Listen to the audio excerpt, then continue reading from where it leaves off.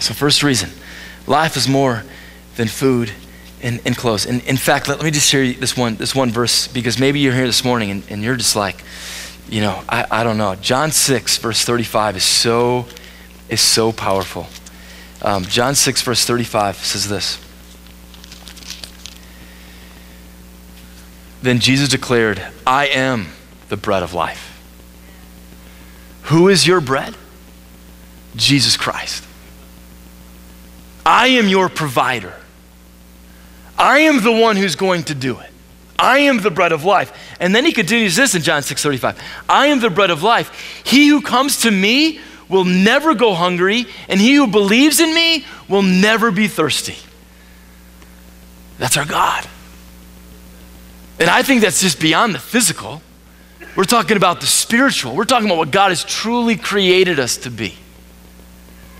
Life is more than food and clothes. Second reason why you no longer have to worry is because you are valued by God. Did you hear that, people?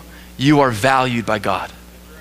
God absolutely loves you. You are valued by him. Let's look at verse 24. It says, consider the ravens. They do not sow or reap. They have no storeroom or barn, yet God feeds them. And how much more valuable you are than birds. Who of you by worrying can add a single hour to his life? Since you cannot do this very little thing, why do you worry about the rest?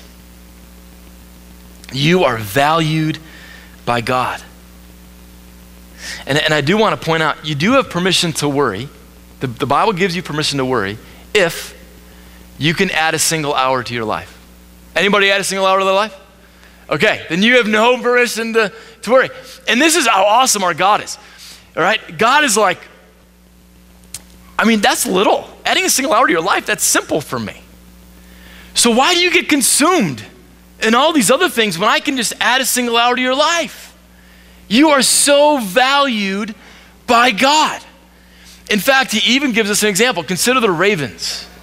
Okay, if you look in the book of Leviticus in the Old Testament, ravens were unclean birds. Unclean, which means you don't have anything to do with ravens. And Jesus is saying, those ravens, those unclean birds, even those birds, God cares about them enough to feed them. How much more are you?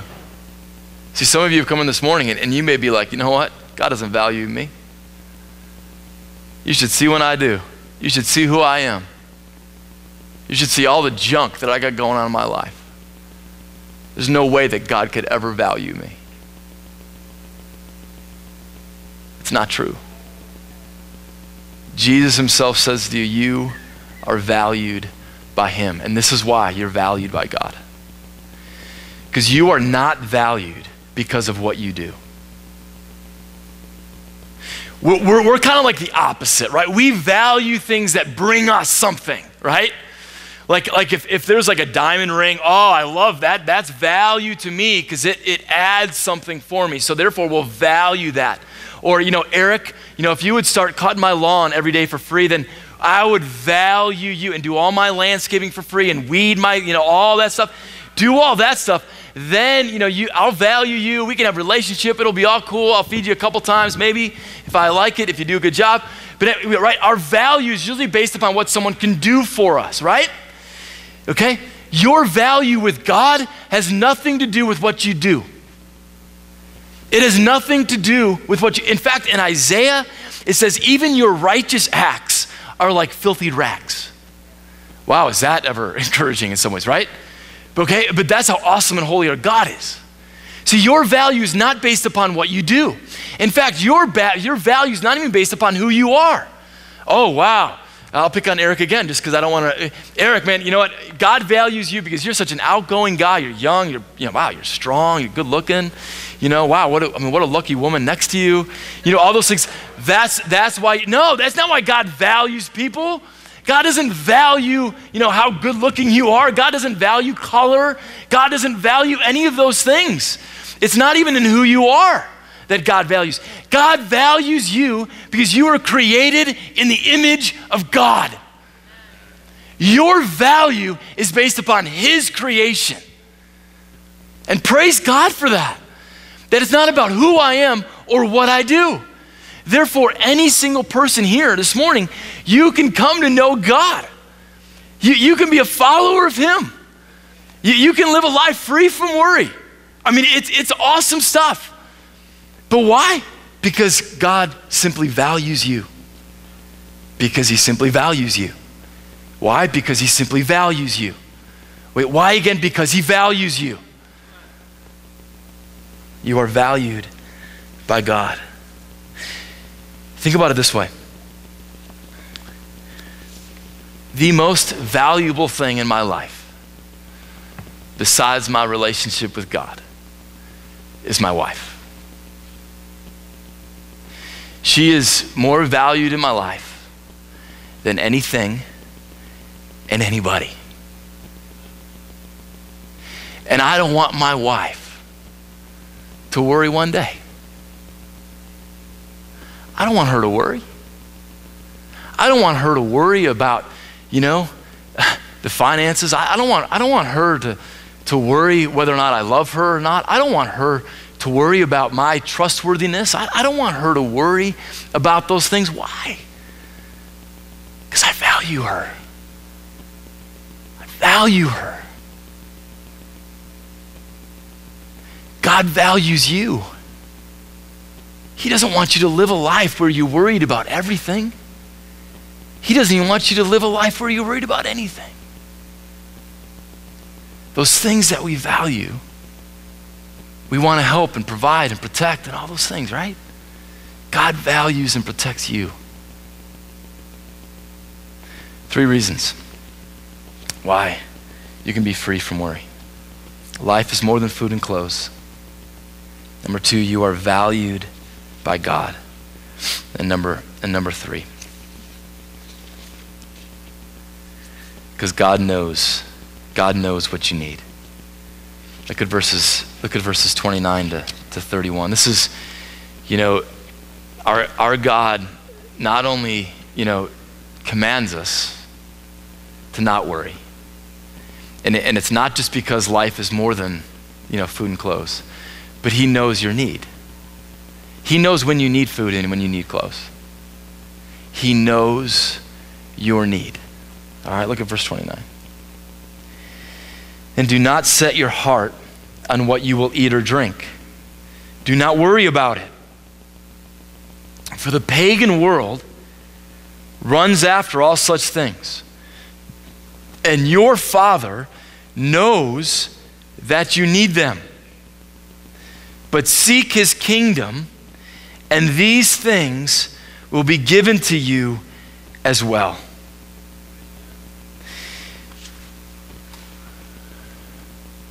If you are a follower of Jesus, you are to be different.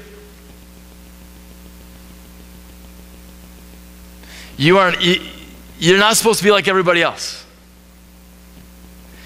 And one of those areas that we are called out is in the area of worry.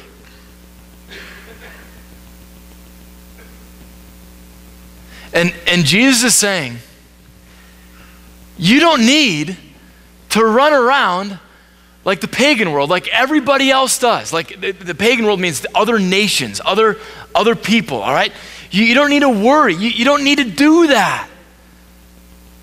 You don't need to be consumed. You don't need to lose energy. You don't need to do those things.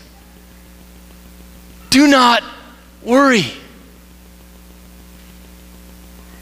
Don't live a life where you're pulled apart. Instead, what does he say? Seek his kingdom. We are to set our hearts on the Lord and run. When those other things come in our way, God is saying, don't let those things slow you down. Don't worry about those things. I know them. I know what they are. I mean, that is so refreshing, isn't it? That our God knows what you need. He knows after you pursue after him, after you run after him, when you are in this like all out, I'm pursuing God, I'm doing the deal, he knows your needs. He knows when your house is going to be foreclosed on. He knows when the divorce papers may be served. He knows when you need food on the table. He knows when you need wisdom in the moments. He knows your need. He knows it. He knows your needs even more than you know your needs. Because there are times that we ask for what we think is a need, and God's like, let me provide this for you instead. And it is so much better than what we ask for. God knows your need. You don't have to worry. Let it go. I remember when I was young,